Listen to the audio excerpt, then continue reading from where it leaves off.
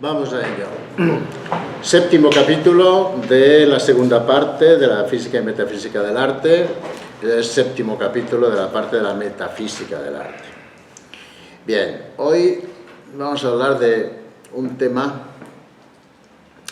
de lo, vamos a decir, inexplicable, ¿no? De lo esotérico, de lo mágico, de lo paranormal, de todo aquello que no tenemos control ni se ha reflexionado mucho sobre las posibilidades que tiene, ¿no? Evidentemente, para poder hacer magia de verdad, no la pseudomagia que hacen los magos en los escenarios, magia de verdad, hace falta que haya algún poder que no conocemos, que se manifiesta sin explicación. Es decir, algún poder que no conocemos, que se manifiesta sin explicación. Ejemplos. Podemos poner muchísimos ejemplos, ¿no? Pero la magia, la primera magia, es la de la vida. La magia de la vida. Es decir, nuestra existencia, la individual de cada uno de nosotros, es un acto mágico. ¿Por qué es mágico? Aunque por ciencia sabemos que es el espermatozoide con el óvulo que se fecunda y que luego hace las mitosis, y el módulo, el feto, etcétera, etcétera, pero no sabemos cuál es la magia de que sea ese espermatozoide con ese óvulo en ese momento y en ese lugar. Es la magia, es mágico. De hecho, la mayoría de las consultas de infertilidad actual, que sabéis que están muy en boga, la gran mayoría, ¿bien? No hay una razón de por qué no se quedan embarazadas. No hay razón. ¿Bien? ¿Por qué no hay la fertilización? ¿Bien? Por lo tanto, tenemos que entender que la propia vida ya es un acto mágico.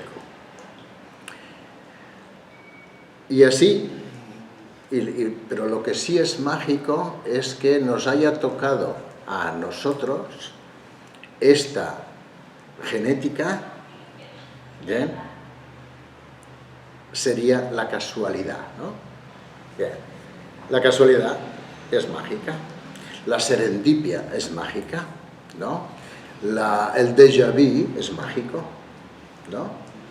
Todos estos conceptos que vivimos y todos, ¿no? Que entendemos qué quiere decir, pero no sabemos por qué sucede. Bien, pues eso es magia, forma parte de esa metafísica que, como no la conocemos, pero sucede, la tenemos que contemplar como tal.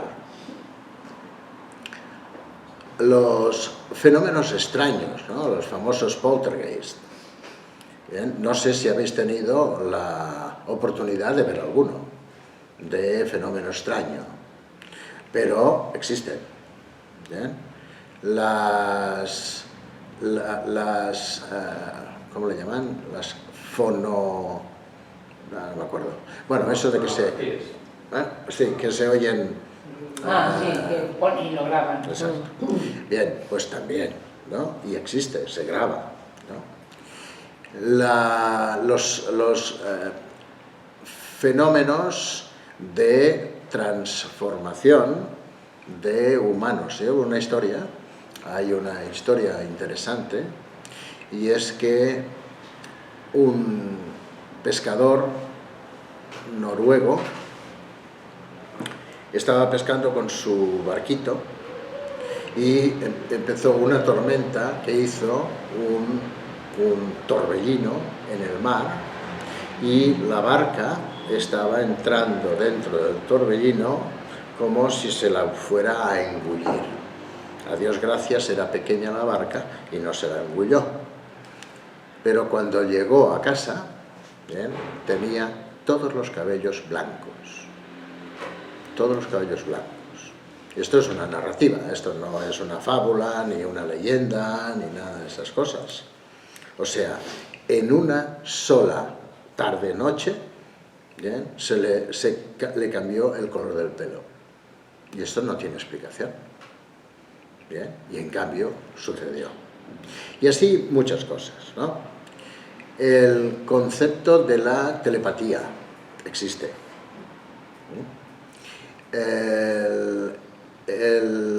La física cuántica nos ha explicado con una sola demostración que puede suceder el mismo hecho en dos lugares distintos y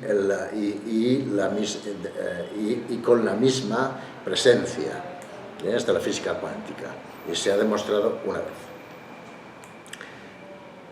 Bien, no tenemos todavía explicación. O sea, nosotros podemos medirlo, podemos verlo incluso, podemos referenciarlo teóricamente, pero no tenemos la explicación. Sería un fenómeno extraño, ¿no?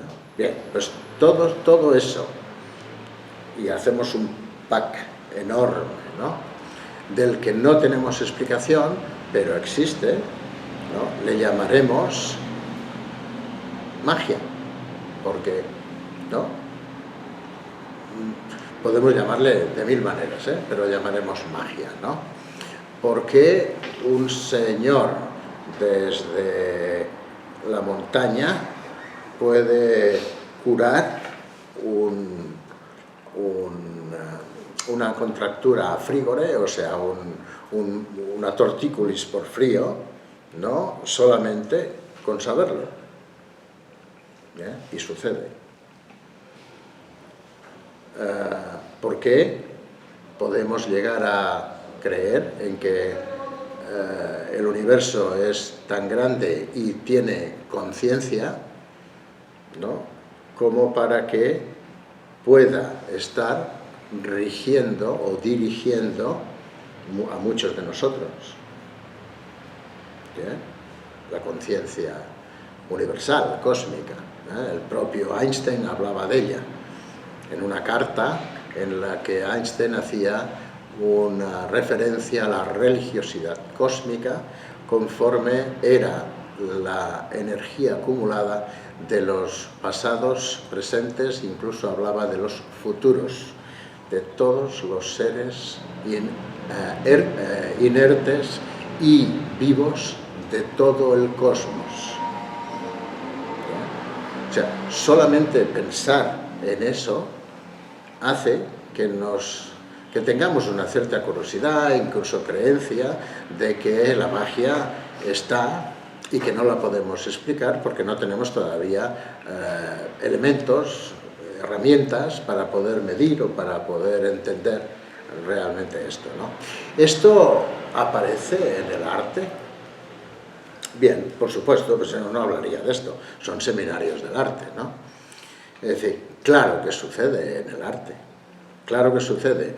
Cada vez que vosotros queréis hacer algo y sale otra cosa, y encima es mejor que aquello que habíais programado, es magia. Nos guste o no, es magia. Magia que además podemos aprovecharla o podemos destruirla, pero es así. O sea, lo que llamamos, y en la facultad se llama el estudio del azar, ¿bien?, a mí me gustaría darle un valor mágico. ¿Por qué? Pues porque sucede sin explicación, como si alguien te guiara, ¿no? Como si alguien te hubiera favorecido que ese gesto fuera bueno y fuera mágico. ¿Sí? Entonces podríamos decir, como en una época se creía que los creadores artísticos eran como semidioses, porque además muchos de ellos se lo creían que eran semidioses, porque sucedía eso. O sea, una creación de la nada, que además tenía mucho de azar, o sea, nada programado, sino mucho de azar, pues incluso algunos de ellos creían que estaban guiados por la mano de Dios, ¿no? La mano de Dios, la mano del cosmos, la mano de un orden que no conocemos, por lo tanto, de la magia. No sé si lo habéis vivido, pero seguro que sí, ¿no? Que algo en lo que pensáis sucede y no depende de vosotros. Y no depende de vosotros. ¿Bien? Y sucede. O sea, ¿qué significa? Que nosotros hemos nutrido la conciencia de la energía cósmica para que suceda. Pues probablemente sí, pero como no tenemos cómo evidenciarlo, no tenemos cómo medirlo, decimos que es magia, ¿no? Basta que tú estés en una reunión y alguien te mire el cogote para saber que te están mirando. Y nos giramos automáticamente y pillamos a quien nos está mirando. Digo el cogote.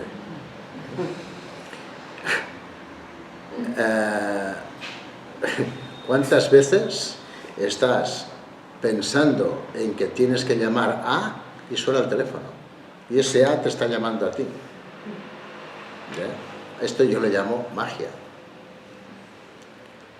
En el arte, pues exactamente igual. Exactamente igual.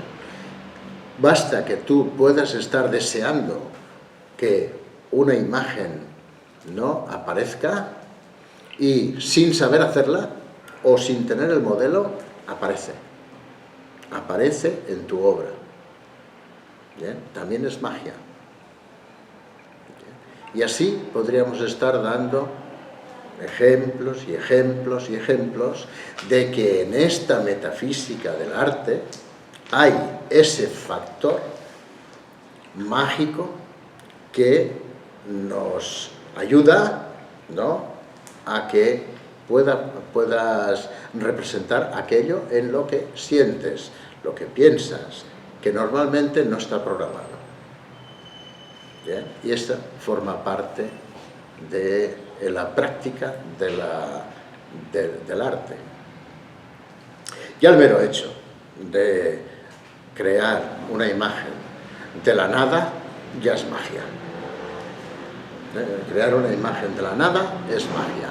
Porque dice, no, pero es que nunca es de la nada, porque al fin y al cabo lo tienes en la mente, tú lo has visto alguna vez, ese eclecticismo y ese querer dar respuestas un poco a todo, de que todo depende de aquello que tú ya eres, ¿sí? Pero otras veces no es así.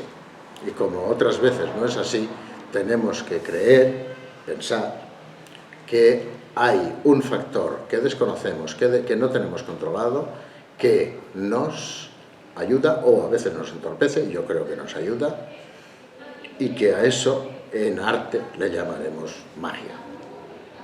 Y no se me ocurre más que decir.